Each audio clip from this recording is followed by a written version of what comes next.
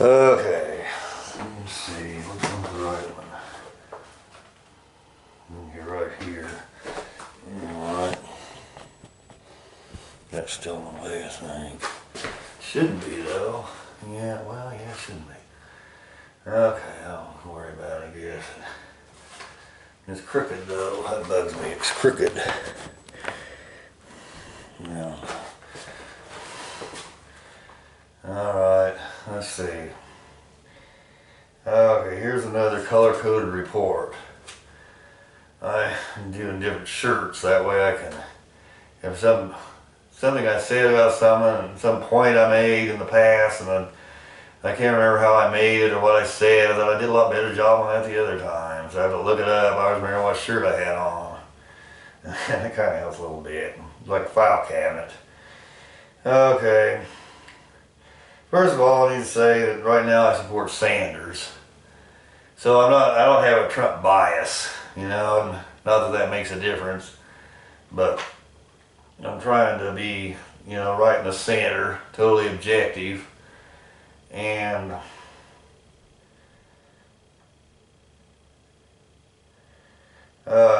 I'm trying to prove the Trump impeachment attempt by Congress. I had a report the other day, but I left stuff off of it. So it was like, yeah, half of it was there.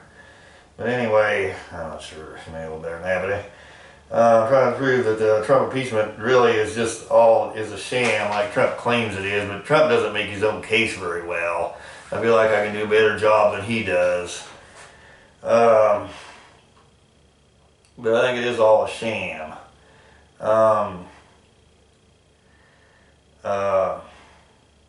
First of all, we have the Mexican trade agreement.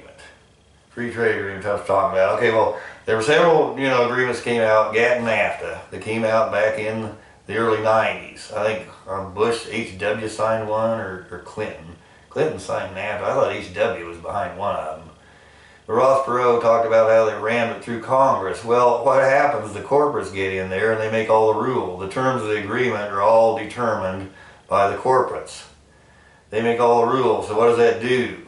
That sends jobs overseas. In other words, if you can make it, Trump wanted to get in there and change all the terms of them and make them so that the jobs don't go overseas. You know, and the swampers that own the media, they want, you know, the cheap labor. They want to send jobs overseas. What does that do? It drives wages down to the point the government doesn't meet the needs of the people. Okay. So we had, basically Ross Perot got in there and was going to try to do that. It changed, that was his platform. But what did they do? They got in there, got the 15% rule, and he named the corporations that were behind it. One of them was AT&T. They had a whole big list of big corporations. That were profiting off that trade agreement and several other things, campaign finance corruption, and they shoved Perot out of there. They wouldn't let him be in the debate. They shut him out. Okay, so that's the first one that got shoved out. The next one was Jerry Brown got in. He was going to do the same thing, stopped at $50 a plate dinners and all the perks, and you know, and the slush fund that sends people to Tahiti and everywhere else. They do favors for the corporates. He was going to get in there, and they did the same thing to him. And what I think is interesting about it, they had 3 men in silhouette, and they were claiming that Jerry Brown was allowing pot smoking in the governor's mansion, where it's illegal in California. So it was a big, you know, a hit job, essentially. They had the 3 silhouetted, and they distorted their voice. Well, doesn't that look a little bit like what we have right now?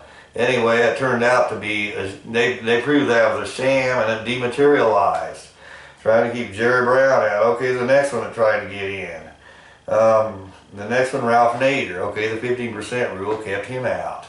So they kept Nader out of there. You know, Nader had pretty much the same platform, campaign finance reform, stop the, you know, the hospital mergers and all that. Okay, so the next one, Bernie Sanders is going to try to do the same thing. Okay, what happened? Well, George Soros had given a bunch of money to the DNC, or to the Justice Department, to give a redacted report on the election tampering that went on that kept Sanders out. So, and this was reported on Judge Genie by someone who worked for the Department of Justice. So we know that the 1% corporates were involved in keeping Sanders out. So we also know that if he was involved in it, so it's the 1%, so it's the swamp again. The swamp kept Sanders, more than likely, I mean, you know, if he made a bunch of redacted reports, or, you know, bribed them to give redacted reports, he was probably involved in keeping Sanders out in the first place, because they didn't say that. They just said he was involved in covering it up. Okay, so you have Trump. Okay, so then you have Donald Trump gets in. Okay, so what do you have? Okay, first you have collusion. Then you have obstruction. Then you have recession. Then you have racism. Then you have Mueller reappear again in Congress, before Congress, and that didn't work. Okay, so they've got another one now. And you know, I don't know what it is now, so, you know, using Ukraine to knock Biden off. You know, personal gain, you know, whatever, personal profit by the fact that, you know, he wanted to win the election. Okay, so you notice Hillary's done about everything that's worse, far worse than anything Trump did. You notice they don't bother Hillary. Well, you'll watch Hannity, and he'll say, well, that's because it's a party bias. I don't think it's a party bias. I really think it's so people with campaign money that are backing the Democrats because they're in bed with them. It's a 1% bias. It's a corruption bias. It's a swamp bias. The reason they don't do anything to Hillary is because she's not trying to drain the swamp. She's an insider. She's right in bed with them. She's part of the swamp. She makes it worse. The same way the damnable W did, and HW. They're right in bed with it. Trump's on the other side, and that's why Trump, everything he does is a problem. Okay, so you have all these different things that keep that, you know, that keep that swamp intact. Okay, so the water moccasins are biting Trump, and the last one had some venom. Okay, knocking him down pretty good. Alright, but that doesn't mean it wasn't still just a water moccasin. Okay, Trump was elected by the people to stop corruption, and that's why the people put him in. To stop the corruption, so basically you're taking away the rights of the people to drain that swamp. Okay, and first you had, you know, like I say, a few weeks ago, you had Tulsi Gabbard got on there and not. Okay, now the three people they want, basically the plan, you know, with the swamp was they don't want that Mexican trade agreement in there because they want to keep sending jobs overseas. So they want to wait till Biden gets in and reverse everything. Get rid of the wall, let all the Mexicans in. Everything Trump did, you know, they raise wages. They don't want that Mexican free trade agreement, so they think if they put that impeachment in there, then it'll keep Trump, it'll keep the Democrat Party busy, so they won't pass that. And it also keeps the public mad at Trump, so they put the campaign money in there and stop the trade agreement, and then the public will be so obsessed with the impeachment that they won't override the campaign money. So then they keep that trade agreement out of there. So what does that do? It screws the working class, screws everybody except them. And then after that, they think they can get Biden back in there. And the three they want are Biden, Buttigieg, and Kamala Harris. And if they can get any of those three in there, they can get the trade agreement and put another one back in like the Trans-Pacific one that screws the public, sends jobs overseas, jobs to Mexico, jobs everywhere else, cheap labor, and a big screw job. And they know they can do that. And that's why, and so Tulsi Gabbard got in there and knocked off Kamala pretty good, knocked her off. So they got rid of her. They took her out of the debate. The DNC right in bed, Time Warner Corporation, and everybody else. You know, the campaign money. So, okay, so now you got Trump in there, and he gets in there and uses Ukraine to knock Biden off. So what does that do? That knocked, like I say, it knocked the swamp in the balls pretty hard. So the swamp's got knocked in the balls. You know, they're playing foiled. Well, so now it's the Trump impeachment. Okay, here's the thing about Biden, and what the swamp probably knows that most of the public doesn't understand. It's not the fact, you know, it's like, and here's the thing no one says, I haven't heard Sanders bring this out, but he was talking to you on the first debate when he ran the other time, one of the debates, and he said, talking to Hillary, he said, I don't give a damn about your emails. But what does that mean? I mean, he's right. In and of itself, the emails don't amount to a hill of beans. But every time I work with someone that had a little bit of corruption, and they were using illegal drugs, or they were stealing things out of parked cars, they were always trouble in other ways. Well, so the emails in and of themselves aren't, but their conduct overall, a person who would use their own private server instead of doing things the way they're supposed to is going to be involved in other trouble. And so what? Next thing you know, she's in bed with Soros, knocking Sanders out of there, knocked him out. And he should have been concerned about it. And the same thing's going to be with Biden. If he's using the Ukraine, or if he's using the Ukraine to profit. I mean, here's the thing: what he was doing, his son was over there taking a whole bunch of money out of Ukraine, which should have been going to the poverty people in Ukraine. So they didn't care. I mean, he used his position to get in there and suck a bunch of money out of it. And so it was corrupt, essentially. So they put a prosecutor in there to knock the guy off that was embezzling and everything else. And the one that hired Biden's son, the way I understand it, so Biden went in there, used the United States for political pull to knock the prosecutor out of there. Don't know to keep his son in, but he was adversarial to him. So anyway, he was involved in stopping. They were trying to stop their corruption, and Biden got in the way, essentially. So what does that mean? It's going to be the same thing as Hillary. It's not that what he did in and of itself was all that bad. He didn't break any laws, but this is what they don't bring out. If someone supports corruption like that, they're going to support corruption when they get elected. And that's what they put Trump in, to stop corruption and drain the swamp. So by providing the public information, that keeps Biden out, and that keeps corruption out. And that's just what the swamp knows. They know that perfectly clear. Yeah, they're real aware of it, but the public doesn't get that. And the media isn't going to tell you, because they all own, like I say, the corporates all own the media.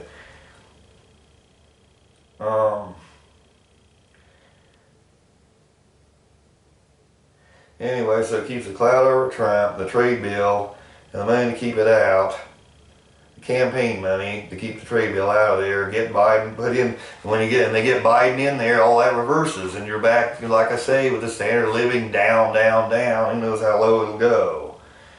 That's another thing. You have 10 cities in San Francisco, LA, Seattle, Tennessee's a mess, Kentucky's a mess. The standard of living isn't very high. Trump's numbers look good, but the standard of living's terrible. And like I say, in 1963, the average salary was $95,000 a year. What is it now? About $95,000 in today's dollars. Now it's about $34,000 in today's dollars. So what does that mean? It's about a third what it was.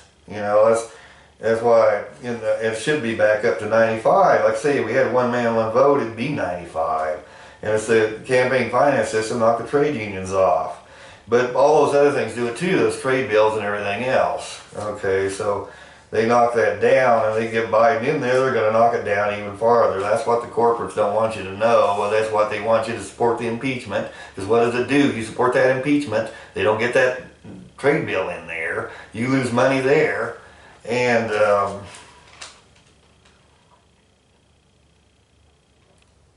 anyway, so there's practical reasons for society to keep Biden out of there. Practical reason, which has to do with the standard of living and the corruption, knocking it off, and that's why we put Trump in.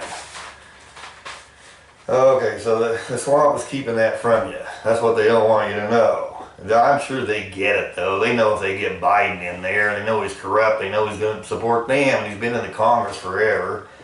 And it's like Sessions, they put him in, same thing. Keeps corruption intact, because he's been in Congress forever. He's part of the deep state establishment corruption swamp.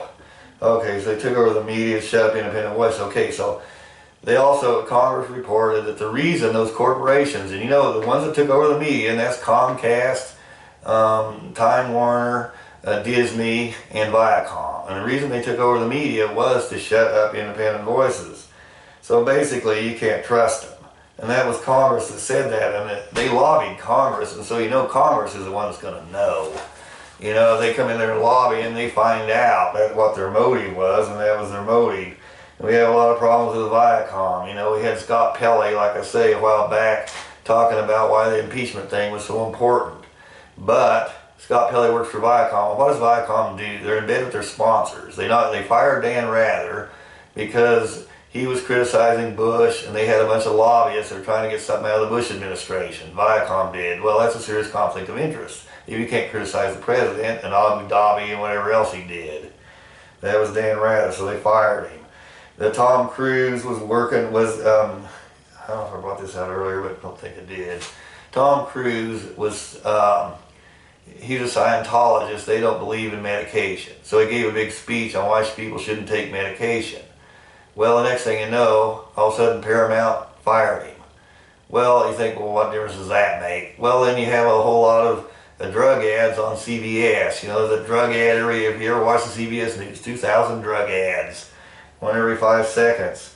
So, well, what does that have to do with Paramount? Well, it turns out Viacom owns Paramount and they own CBS, and there used to be laws that would stop murders like that. Guess what knocked all those laws off? Campaign money, lobbying and campaign money. So that's how Tom Cruise got fired. So what do you have? So how can you trust Pele when he works for them, and you know they profit off of corruption in one way or another? To tell you the truth, okay. Also, you have Nike that's in bed with DPP. They say they are. There was a report tonight on Fox News that Nike was in bed with the Trans-Pacific Partnership. They get a bunch of campaign money, you know, Obama or whoever, and that's why Obama supported the TPP. Nike made money, and the campaign, well, it's a big screw job. Okay, so that's why they won't criticize China, and that's probably why you couldn't get a trade balance with China all that time, because the American corporations didn't want it, because they're afraid of losing money if we got a trade balance with them. That's why, and so that's another reason they want Trump out of there. That's, you know, that's one more thing causing their problem.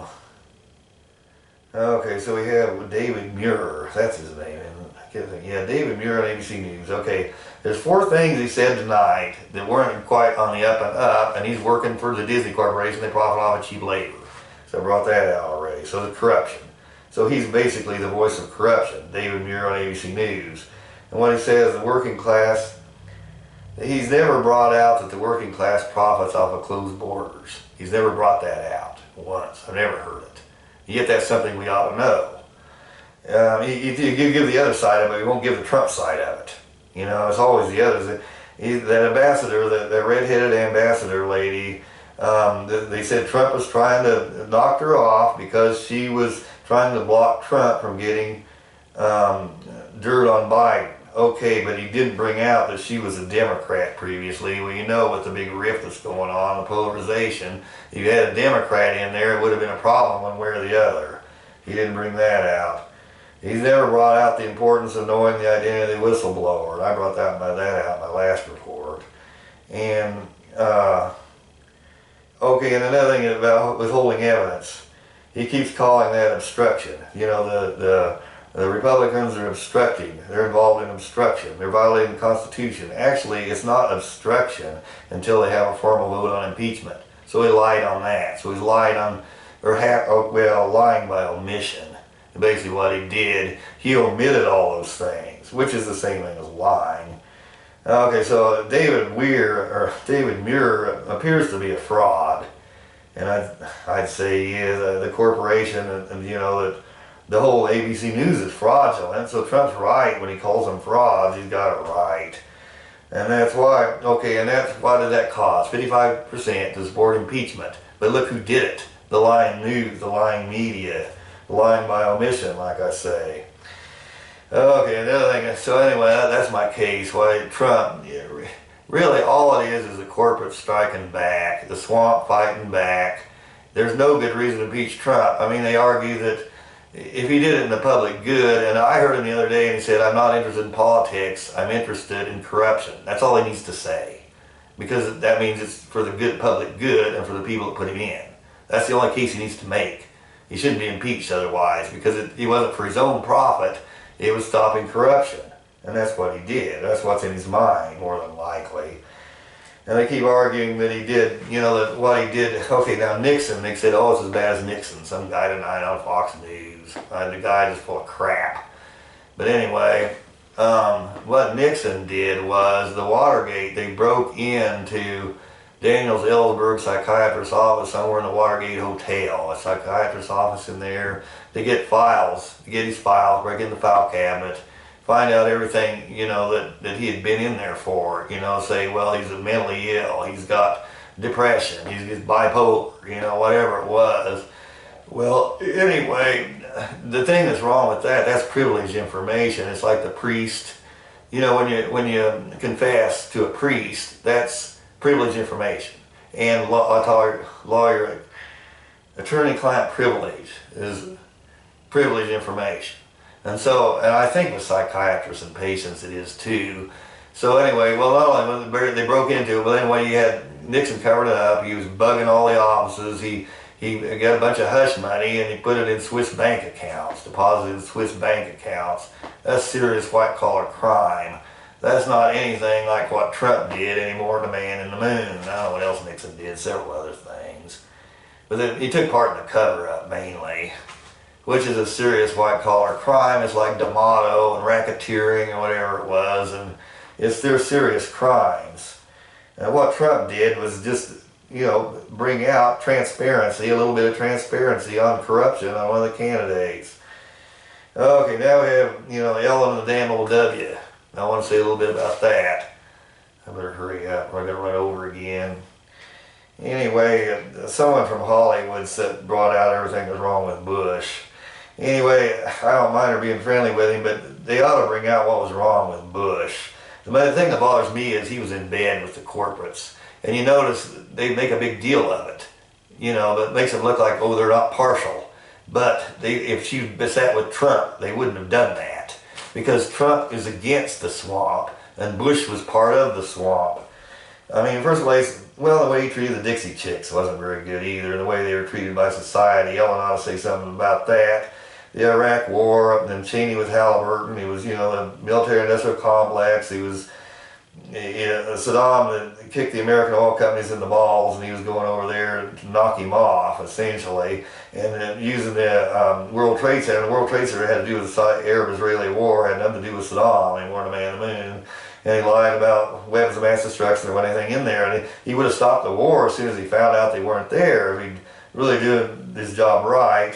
He gave the media to the corporates, and he had oil companies. Electric cars were a threat to him, so he put two people in the Supreme Court and then that support campaign finance corruption to protect these business. And then that way the lobbyists use campaign money, go into states, they come in from out of state, they stop the sales of the Tesla. That protects Bush's oil business, and that's why he put them in, Robertson and Alito, to basically screw the public. So basically, like I say, I'm writing a book, 2001 of Presidential Idiocy, and you know, I'm a report on the damn old W. Well, that's what he did, and Ellen should have brought all that out.